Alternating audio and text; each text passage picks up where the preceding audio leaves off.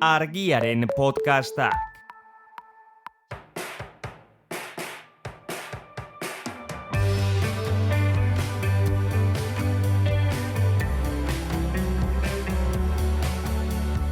Menda bikoitza, Garbine Larrearen podcasta.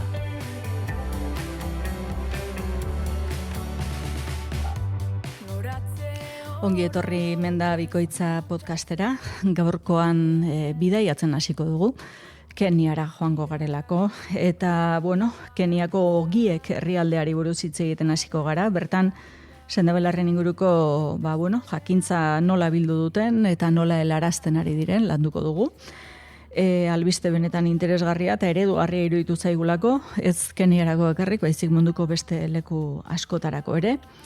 Gaurkoan berriro ere Txikori Belarrari helduko diogu. 2 saio dela 40. saioan hitz egin genuen. Orduan Boge aldizkariko artikulu bati egurra eman genion, eta gaurkoan bere esanai espirituali begira jarriko gara. Japonian badituelako esanai espiritualak, eta nola han Txinako jakintza milenarioa aipatzen zuen bate ideia zipitzik eduki gabe, gaur guk naiz da oso ondo ez dugun ulertzen. Hora hurbiltzeko saiakera egingo dugu, eta Txikori Belarraren erabileretaz hitz egiten jarraituko dugu. 2 lagun gara hemen, naizta sarreran bakarra aipatzen duen, Eneritz Arzailuz. Hau ere sarrera duen. Sarrera duen, sarrera bezala kontatzen duen hau ere. Hemen mikrofonoan eta teknikari lanetan, eta hizketan ari den Garbine Larrea. Espero dut gustokoa izatea gaurko podcasta ere, guri mamitsuak iritu zaizku dugun gaiak ekarri ditugu.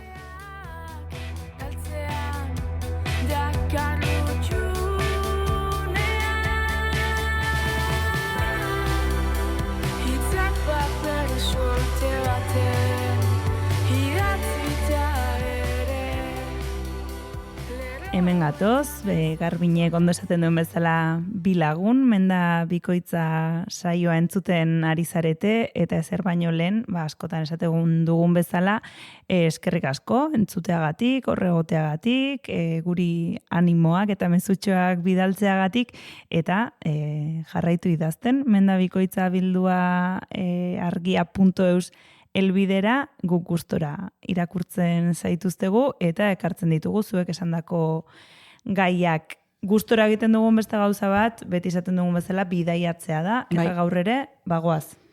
Aukera ematen digutelako, eta joan izan gara lorategi botaniko pozointxuetara, Inglaterrara, eta gaurkoan Afrikara ingo dugu, ez? Keniara. Zehazki. Badirudilako Sendabelarrak eta Afrika esan da, ja albiste txar bati buruz aritu behar dugula, ez? Aurreritziek esaten digutelako, galdutzat dagoen zerbait dela, eta, badagolako ikuspegi ezkor bat ere, ez, gai hauekiko.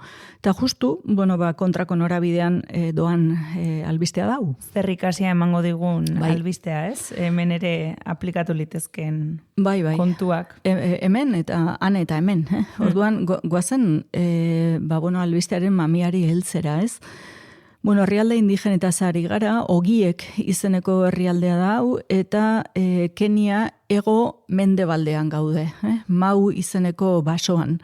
Orduan, hemen 2 emakumeren lekukotza jasoko ditugu, Lebo izeneko eta Saaya izeneko 2 sendabelar aditu keniatar. Orduan, hemen kontua nola hasten da, ez? Beste hainbat lekutan bezala, galerarekin hasten da. Sendabelarren inguruko jakintza, erabilera, transmisioaren galera. Baina, begira gauzak nola aldatzen diren, eizaren debekuak, Kenian esparru horretan eizaren debekua ezarri izanak, eta, konserbazio eremu polemikoa, aipatzen du albisteak sortu izanak, ekarri du bizi forma berriak, bai nekazaritza, bai ganadugintza, bai bertako barazkien lanketa areagotzea, eiza alde batera utzi behar izan dutenian, eta hor barruan, beraien tradizioan oso errotuta dauden, beraien identitatean oso errotuta dauden 2 lan jarduera ere berreskuratu dituzte. Bat, erlezaintza, eta bestea, sendabelarren inguruko jakintza. Hemen apikultura eta herbologia aipatzen ditu. Orduan, Bueno, ikusten da, eztia bera ere, hainbat sendabelarrekin nahaztuta, zauriak sendatzeko ere erabili izan dela. Orduan hor, tradizioan ikusten da, erabilera mixto bat ere. Bueno, kontua da, ogiek herrialde honen sendabelar hauen inguruko jakintza izugarri zabala izan dela, sendabelar askori buruzari garela, baina noren eskuetan dago jakintza hori, ez? Lanketa hogeiten hasi direnean. Asko emaginen eskuetan, eta gero ensalmadoreak aipatzen ditu. Eta hauek dira ensalmoak, otoitzak, salmo otoitzak erabiltzen dituzten petrikiloak edo kuranderoak. Ados. Baina hauek sendabelarrak ezagutzen dituztenak eta erabilerak ere ezagutzen dituztenak. Bueno, kontua da, munduan beste hainbat lekutan bezala, hainbat mehatxu izan dituela sendabelarren inguruko jakintzak, eta ikusten gen dugu hemen, albisteak kontatzen digulako, bide judizial bat izan dela, ez? Mau izeneko baso honetara sartzeare debekatu egin zitzaielako. Basoaren jabetza norbaitek erosi zuelako edo ez du zehazten, ez? Ez dut bide judiziala pausoak ez ditut ikusi, baina garaipen legal bat aipatzen du 8 urteko borroka legalaren ondoren. Da 2022an lorturiko garaipen legal bat aipatzen du, ogiek herrialde honek berriro baso horretara sarbidea lortu zuela, ez? Norbere territorioaren aldeko borroka hemen ere, ez? Nola kentzen diren hemen etengabeleko guztietan ikusten ari garena, izan Afrika, Amerika, Europa. Bai, erabat. Eta ziurrenik espropiazioa edo ustiapenaren bidetik. Hemen zehazki ez dakit, baina berak aipatzen duena bada bide legal bat, borroka legal bat izan dela, ez? Orduan, kontua da munduan beste hainbalekutan bezala euren komunitatean gazte gutxi gelditzen direla, hirira joaten direla, eta adinekoak gelditu direnak, zaharragoak gelditu direnak hor, sendabelarra inguruko jakintza dutenak, errezalo handiko pertsonak direla eta ez dutela nahi euren jakinduria transmititu. Beldurra dutelako jakinduri hori esplotatu izango dela, eta norbaitek, eta hau zentzuzko beldurra da. Hori izan berdinean, beldurra du, baina badun errealitate bat ere, ez? Nork eta zertarako erabiliko duen jakintza hori. Mesfidantza hori izatea, ez? Kaso patentatu egingo delako, edo, beren jakinduria ez dutela hola eta hola eman nahi. Orduan, hori dena beren komunitatearen kontrako faktore gisa, aipatuko genuke. Eta gero, praktika tradizional hauek zertaraino bizirik dauden, hori erabilerak esango du, eta erabilera hau askotan ezkutuan egiten da, eta, gaztea hauei ezin baldin bazaie transmititu, eta hor mugak baldin badaude, benetako, esaten da, galbidean, ez, sartzen dela. Orduan, ze pauso eman dituzte, niri benetan interesgarria ditu zait, beraiek ogiek herrialdearen garapenerako programa bat sortu dute, eta bertan, jaso dituzte lehendabizi ahozko formak, hau da, kantuak, ipuiak, istorioak, horietan dauden sendabelar erabilerak. Ikusten dutelako hirietara joaten diren gazteek, eta baso honetatik urruntzen direnek, botanikoen gandik ikasten dutela. Beste bide batetik, ez? Eta ez dela, naizta jakintza bera izan, ez, moduak aldatzen duela agian. Eta hemen gertatzen dena, beti esaten du, Osasunaren mundu erakundeak ere esaten duena, ez, jakintza hau inmateriala da. Zergatik dio inmateriala, eta zergatik ez da materiala, inon ez dagoelako jasoa. Eta kantu bat, edo ipui bat, edo herri jakinduriako istorio bat, ondare inmaterial delako. Baina, programa honek egin duena da, jakintza hau bildu, zerrendatu, eta hemen hasten da aldaketa, ez? Lurrarekin dagoen, konexioa hitz egin dezakegu asko, eta hor, liluratik hitz egin, baina bestelako proposamen bat dago hemen, ez? Beraiek formakuntza saioak egin dituzte, sendabelarrak identifikatzeko, argazkiak hartu dituzte, oharrak hartu dituzte, noiz jaiotzen den informazio oso baliagarria, nola prestatzen den, bilketa, eraldaketa, teknikak, hau da, egin dute inventarioetik hasi, eta, bere inguruen dagoen jakintza guztia, katalogatu, eta, modu zientifiko, modu sistematiko batean bildu. Honek egiten du, eskura ipintza informazio hori, eta batez ere komunitateko, kide ezberdinen artean, egitea, ez? Adostasunez. Orduan, kultiborako eta arriskuen ikusten dituzten landarentzako ere protokolo bat lantzen dute, gaitzen tratamendurako protokoloak ere adosten dituzte, eta, geroago ikusten da, herbario hauek sortu dituztenak, eta sendabelar bilduma hauek, jakintza tradizional hauek denak bildu dituzten pertsonen artean, hasten direla ikasleak hartzen, ez? Orduan, 6 ikaslea aipatzen du lehenengo promozionetan, jakintza horren transmisioa modu fidagarrian egiteko. Honek ziurtatzen du, horrengo belaunaldiak leku bat izatea, ondare honekin, patrimonio honekin kontaktua izateko, eta transmisio ziur bat egiteko. Toki bat diodanean, sortu egin dutelako ogieken zentru kultural bat, 2024ko martxoan. Bertan, museo bat, jardin botaniko bat, baina baita ere fundazionek ondare kultural, historiko, medizinal hau nola transmititu eta beraien autonomia sozioekonomiko eta osasunen autogestiorako programa bat mantentzen dute. Hau, guk gutxiespenetek eta ikuspegi oso arro begirada zuri batetik egingo genuke, baina gure herrialdean hau ez dago.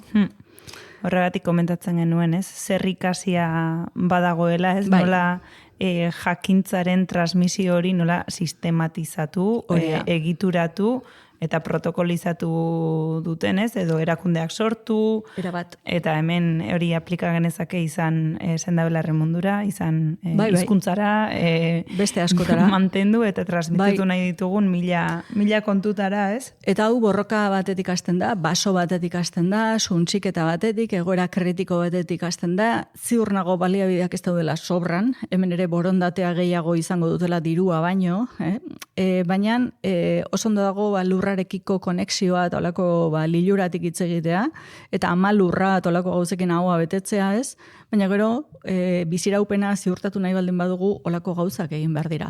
Orduan, hemen niri sekulako poza ematen dit, herrialde indigena bat eta ari delako, berein eskubide bat ari direlako materializatzen, eta autonomia honek ikaragarri erakusten duelako, ez? Hau ez delako antzinako jakintza, arbasoen jakintza, gure amonen jakintza, ni horrekin kokoteraino nago, eta etorkizuneko belaunaldiak zer.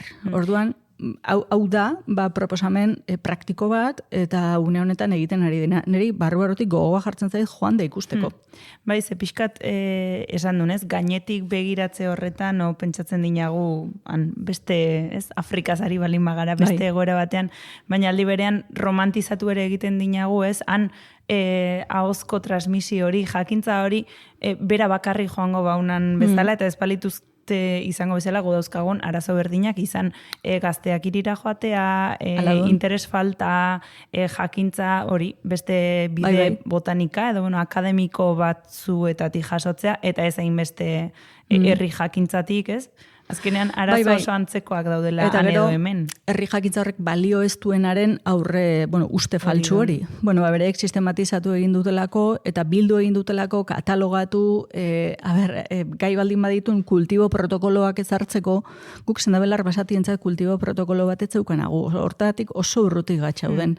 Orduan, niretzadun herrialde bat, hemen sekulako bidea iriki duena, baina ez guretzat bakarrik, beste leku askotarako, eta hemen ahoa bete altza igula, baina benetan realitatera jeitsita eta transmisiora jeitsita, eta transmisio badukan egitea liburuen bidez, hitzaldian bidez, da saiatze gaitun, baina hemen kolektiboa sari gaitun. Eta hori oso ezberdina dun. Orduan, hau nik, hauen nola dun, hauen astekoa gure jaierako hartuko niken. Eskerrik asko, lako albiste pozgarriak, baikorrak, eta zer erakutsi badutenak ekartzeagatik. Bai, eta hemen batere lotxari gabe kopia dezagun.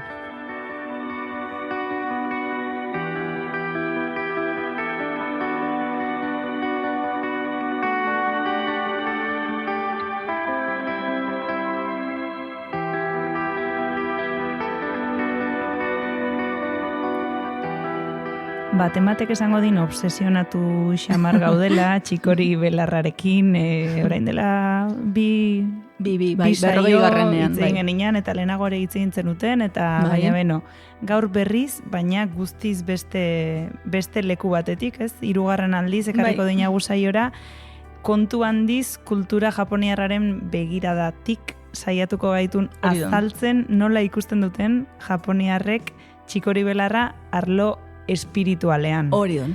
Kontu handiz egingo dugu, gu hemen Bai. Bi arrazoi duen pertsona garelako, eta arrazoiak gailentzen zaigulako, tamales. Baina interesgarria iruditzen zaigulako, Bai. kontatzea, ez? Beste kultura batzuetan eta beste begirada batzuetatik, nola, eta zer ikasi handia, Bai. gaur ikasteko saioa. Honek ere ematen digulako zer ikasi handia. Neri bai, hemen ez gaitun propietatezari, hori gerorako utziko dinagu, hemen filosofia orientalazari gaitun, eta, guri ekialdeko pentsamoldea, eta zer esanik ez pentsamolde espirituala, oso urrun gelditzen zaigun. Eta asko urduri ere jarriko ditun, baina, arrazoian, arro horretatik, zu arro horretatik, beste ur batzuetara joango gaitun, Eta, niretzat landare hau, nola aurreko bi saio dela, aurreko saioan, bat ere konsiderazio hori gabe, nire ustez, ez? Bat ere, zertan ari zen jakin gabe, kastariak esaten zuenean Txinako jakintza milenarioa, horrela ez hitzain. Hemen, ze jakintza sari gara, ekialdean landare hori nola begiratzen diote. Aurreaoko saio batean Txilen aipatu geninen belartxarra zela, txikori belarra.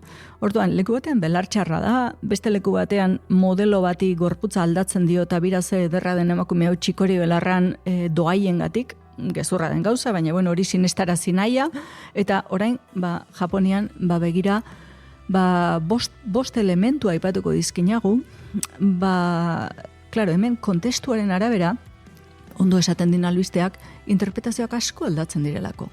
Eta, gure etxe aurrean, lorategian, edo gu bizigaren kalean, bere kabuz landare hau jaiotzeak, zesen nahi duen. Orduan, aipatuko dizkinagu gehien bat hiru hitz, hiru gako, behin da berriro, bat duen resilientzia, bestea sinpletasuna eta bestea esperantza. Orduan, ea zuei zer iruditzen zaizuen, ez?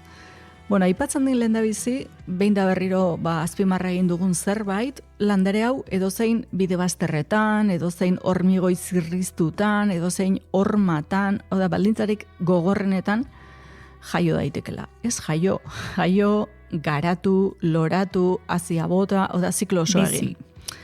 Bizi, eta nola, zein darrarekin. Edo hori, ez din egin gizakiak inola ere, baldintza horietan, eta beste landare askok ere ez, hori esan beharra zagon. Orduan, lehenengo esanai espirituala edo izango uken, barne indarra eta resilientzia. Hau da, beste landare askok aurrera egin ezingo luketen leku batean, honek bai. Orduan, hau dun, zailtasunak, kontrakotasunak eta aurkako indarrak horregon arren, honen bizitza, hor dagoela, eta loratzeko prest dagoela. Orduan, modu indartxu eta modu kontinu batean, hau da, estelako hola eta hola galduko, hor altxa egiten dela, bere zirkunstantziak zein diren bosta jola diolarik. Eta, hau, ikuspegi... Hori segurtasuna duen, Eta konfiantza bere buruaren. Konfiantza hori duen. Bai. Eta gero, inola ere ez ahultzea, ez makaltzea, komatxo artean ez kexatzea, etzakinat, nola komunikazioaz ari garen, landare honek hitz egiten duen ere ze frekuentziatan, biokomunikazioaz aritu ginenean, zenbat ertziotan hitz egingo duen etzakinagu, baina barne indarra eta resilientziaren eredu ikur badela, ez? Hori dun lehenengo, esan nahi espirituala. Bigarrena izango uken, hasiera berriak eta esperantza simbolizatzen dituela. Piskat Artemisarekin komentatzen genuena, ez? Aldaketarako mugiarazten duen mugako landareak kontzeptua usteinatera beri genuela. Leku batetik bestera eramaten laguntzen duena. Hori dun, eta behirak kuriosua dun, Artemisa ekarri dun ona, Artemisan lorea horia izan ohi dun da honena ere bai, eta askok esaten duten lore horiek badutela transformazio edo eraldaketarako indarra hau, ez? Hori emateko gai direla, Orduan, bere bizi zikloan ikusten dinagu, berak aldaketa eta berriztatzea ekartzen duela. Oda, bera hor hazi egingo duen, baina bere bola hortan, hazi bola hortan, ekarriko din baita zabalketa bat, ez? Orduan horrek hasiera berriak simbolizatzen dizkin, aukera berriak eta norabide guztietarako espansio gaitasun bat ere. Orduan badun hasiera berri hauek eta esperantza irudikatzeko gai. Urrengoa, sinpletasuna eta gauza arruntetan dagoen edertasuna. Hau kosta egiten zaigun. Baina polita dune. Bai, edertasuna guk badukagulako akaso oso ez dakit diruarekin bakarri den edo estatusarekin lotua, baina gauza ederrak ditun larrosak, botanikasari naun, kultibatutako gauzak. Eta ostentos... Bueno, ederrak izateko jaio direnak. Bai, atentzioa deitzen dut, arreta deitzen dutenak, edo pixkat, ez? Bai, eta gero funtzioak zeuzkan, bat honen ikurdu, bestea honentzako du, baina mintegi batera ere joan nahi, eta batzuk ditun adornurako, beste batzuk usaia dutelako, erabilera badun estetikoa, eta hemen honek esaten din, ez. Hau landare arrunt bat da, baina karakter izugarria du, eta gauza umilen eta gauza arrunten edertasuna simbolizatzen du. Eta lore ederra hau, lore hori hau oso ederra da, presentzia izugarria du, ikusi daiteke gauza txikien edertasunaren metafora gisa, zergatik ez? Orduan, lore honi, balio estetik hori, edertasun hori eta sinpletasunaren magia hori aitortzea dun, ez? Gu, hemendik uste dina oso urti gaudela, Txekinat, oso. Bai, nik uste dina baietz. Agian hitzetan ez, esan hau esatea errexea duen, eta esaten dinagu, eta baino gero, sentitzen, aplikatzen, benetan bizitzan, horren gainean eraikitzen gauzak. Ni neu behintzat esango ninak nahiko rutina bilela, enon sartuko besteenetan. Ez, baina... Gizarte bezala. Hori duen, uste dina baietz, Eta hau, hasieran aipatu dinagu, ekialdeko filosofia duen. Gu, segurazko, hemendik nahiko urruti gaude, bizitzeko eta pentsatzeko eran. Gure pontsa moldea ez du nau, urrengoa duen, oroitzapena eta konexioa norekin eta guk maite ditugun pertsonekin, Naiz bizirik edo hilda egon. Kontua da, honen hazi hauei putz egindakoan da izeak eramaten dituenean, horrek desio bat edo pentsamendu bat garraiatu dezakela bai orainean eta bai iraganean. Orduan, memoriaren eta konexioaren ikur dela hau, ez? Hori adibidez, nik hemen txikitan egin dinat. Bai, nik ere bai. Eta desio bat eskatu hori bai. Bai. Gauzadun desio hortan, nola haziek egiten duten, hori, transmisio lan hori ez. Orduan, haizeak ire pentsamenduak eramaten dizkin. Ikuste baldin baun, erabat ari dun beti komponente poetikoak ematen. Bai, espiritualak. Bai. Orduan, esaten din, landareak hau egiteko, tradizioz izan duela ahala hau egiteko, eta, horrek ematen diola, ez, balio hori. Eta, urrengoa ere ez duen gutxiestekoa, eta duen lasaitasuna, eta barne bakea, ez. Bere ikur simbolismoan esaten din, lasaitasunarekin, tradizio japoniarrean, lasaitasunarekin lotu izan dela, hazi hauek airean nola joaten diren, haizeak daraman norabidean, eta abiaduran, eta, hau dela, bizitzaren fluxu edo, erritmo naturalekin, pakean eta orekan egotea.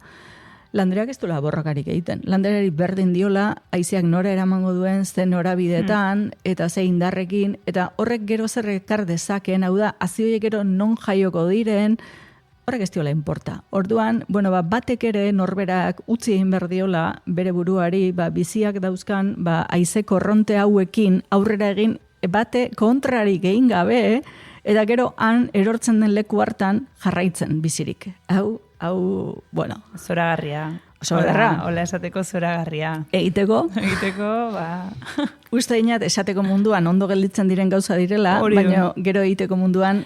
Egiteko mundua beste gauza bat. Gure arrazoiak gehien bat, alako resistentziak ipiniko dizkiola. Baina, gustatu egin zaidan gai bat izan du, nau, kultura japoniarrean, txikori belar bat, ire lorategian edo ire gertuko paraje batean jaiotzeak, ze esan nahi simboliko espiritual duen.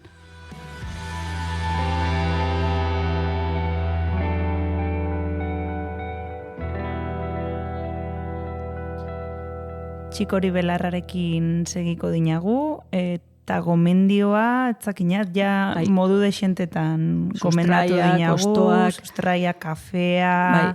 ostota infusioa udaberrian hartzeko, Gaur lorea. gaur lorea. Bai, hasiekin bola polit honekin ez dinago ez egiten, utzi pakean da edatu dadila, lorekin egingo dinago remedioa. Ados. Eta remedio hau dun Maria Trebenena, berak liburu bat ederra badin, La botica del señor, Austriako herri jakinduria biltzen din bertan, eta loreekin badina remedio bat, nik bere formula ipatuko dinat, nola egin nuen, eta gero nola erabaki nuen gehiago ez nuela ingo, eta nola eraldatu nuen. Bai. Akatsak egiteko aukera. Bueno, akatxetatik ikasten da. Eta akaso, Austrian asko maiteko dinate hori, baina niri itzaienan askori gustatu. Zaporeagatik. Ez. Orain ulartuko dun zergatik. Ados. Zaporea ez dun txarra, berezia dun. Bueno, kontua dun lore hori irekiak behar ditugula. Eta irekiak, eguzkia dagoenean. Eta hau, hilena bezala landare bioindikatzailea dun. Hau da, goizan eguna lainotua argitu bada, baina landareak irekitzera jotzen badu, eguzkia etorriko da. Orduan, irekiak daudela, akaso eguardeko 12, arratsaldeare momentu hona litzateke. Moztu guraizeekin, txortenak duen latex hori ez dugulako nahi. Baina landare azpiko oinarri hori edo korola hori mantendu egiten duen. Naiz da hor badagoen latexa. Ez dinagu, hortik askatu behar petalo horia. Orduan, ikipintzen duen kristalezko ontzi batean, ontzi hori hermetikoa izan dadila, ez roskaduna, kapa bat ipintzen duen loreena. Lore freskoak bildu berriak. Ipintzen duen gero kapa bat azukre. Hau Maria Trebenen erremedioa zarein haun. Beste kapa bat lore, beste bat azukre, zapaltzen, goraino. Orduan, zenbat azukre, txakinat, zenbateainoko ontzia den. Ni hasitakoan esan nina, hau lana da, eta denbora behar du, orduan kilo bat epiniko dut. Orduan, jarri nina, lorea eta azukrea goraino, prensatu, zapalduz. Bueno, hori itxi egiten duen, eta esaten duen, hori behar duen ala lurperatu. Zergatik, lurra orain berotzen hasten delako. Landarek gorantze, erretxina bidaltzen duterarik, udaberrian lurra bera ere esnatu egiten duen, eta berotu, bueno. Ik lurperatzen duen, eta utzi behar duen, lozorro hortan, hemen aukera ezberdinak zeuden, hilabete bat, 40 egun, baina hilabete bat ez den inorkentzen. Orduan nik egin inan, zintzo, berak esandakoa, aitzurra hartu, baratzean zuloa egin, lurperatu, bueno. Bai, kirola, bai, tapatu, eta gero hilabete barru joan, eta hori atera, puskatu gabe, kontuz, lurra altxea, papa. Eta, karo, badirudi lurrak emandako bero horrekin edo, hemen hartzidura fenomeno bat gertatzen duen, eta ingo zain alako, esti, sirope moduko bat, ez? Loreak desegin egiten ditun, eta azukre hori nola bere nektarra botatzen duen, da bere ura botatzen duen, egiten duen alako masa bat, ez? Orduan, berak aipatzen din, hori irabaia gailu batekin, nik tenedore handi batekin eginan ondo, sardeska batekin ondo nahaztu, eta gelditzen duen, alako gauza gozo bat, eta bere bukaeran mingostasuna duena, eta nektarrare antzematen dion, eta nektarrak gozoa duen. Orduan, beran komentatzen din, hori udaberrian egin behar dela jan, gurinarekin ogitarteko bat eginda. Ados, eta... egin inan. Eta? Eta, hori Austrian igual ondo, baina... arraro haunan. Hemen ez. Bera jartzazenean gurinarekin edo gaztarekin, tonek arrazoi badin, koipe horrek, ogitarteko ogia duen, bestela gluzemia piko handi xamarra izango unake, eta ez den utxik jan behar, eta ogiarekin bakarrik ez duen jan behar. Hor esneki hori ipini behar duen, gazta freskoa aipatzen din berak, edo gurina. Nik nola inbeste azukre festa hori ja ez dinan nahi, uste inat bizitzan jan behar nuken azukrea aspaldi janda dagoela, ez? Egin inan ez ditan. Eta egin inan lurperatu gabe, sugaldeko armairuan eduki, baina bildu ninan hola trapu batean, beroago egoteko bezala. Orduan utzi ninan hilabete batean, eta hori niretzat alde derreko badun. ezti on bat ipini, baina kapaka baitare, ipini loreak, ipini eztia, eta joan goraino. Eta lore horiek desintegratu egiten ditun, eztia higroskopikoa du, hau da, landaren ura hartuko din, urarekin batera, bere mineralak eta loreak dituen printzipio aktibo horiek, eta hori ja bai, hori ikusten inan, bereziki bazela depuratzailea. Orduan, hori, jaten duen, gaztari guk hemen membrilloa ipintzen diogun bezala, irasagarrekin egindako dultzea ipintzen diogun bezala, gaztari gainean ipini, eta hori udaberrian jatea. Eta badun, gibel behazun garbitzaile interesgarri bat, lorea. Orduan lorea, paradoxikoki, landare mingotxonen parterik gozoena, oraindik gauza gozoago batekin hartzitzen duen. Dela azukurria, dela eztia. Nik, noski, nahiago dinat eztiaren aukera, baina badazpada biak esan dizkinat. Bueno, ire esperientzia jakin da, orain bakoitzak erabaki ezala zer probatu nahi duen, horrutziko dinagu. Bai. Betikoa azalpen gehiago edo eztionari eman astirik, ez, apunte guztiak hartzeko, xehetasun gehiago argia.eusen, podcasta publikatzen dugun webgunean aurkituko duzue, eta baita bizibaratzea.eusen ere, eta hemen txutziko dugu gaurkoa, itzuliko gara laizter beste gai batekin. Eta gai gehiagorekin. Ondo izan da, eskerrik asko, horregoteagatik. Argiaren podcasta. Podcast hau libre eta doan zabaldezakegu Argiaren komunitatea osatzen duten milaka lagunek proiektua diruz babesten dutelako. Zuk ere kazetaritza independentea babestu nahi baduzu, egin Argiako kide.